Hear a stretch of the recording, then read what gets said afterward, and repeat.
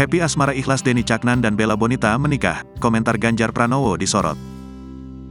Pernikahan Denny Caknan dan Bella Bonita mengundang simpati warganet pada sosok happy asmara. Pelantun tembang rungkat itu menuai banyak dukungan karena dianggap patah hati ditinggal nikah Denny Caknan. Seolah tak mau terus dikaitkan dengan pernikahan Denny Caknan, happy asmara mengunggah sebuah tulisan singkat di akun Instagram pribadinya. "Sejujurnya hati ini, aku ikhlas," tulis happy asmara. Unggahan happy asmara itu pun memantik dukungan dari para warganet. Salah satu komentar yang langsung menuai sorotan adalah dari Ganjar Pranowo yang turut memberi dukungan pada happy asmara. "Sabar," tulis Ganjar Pranowo.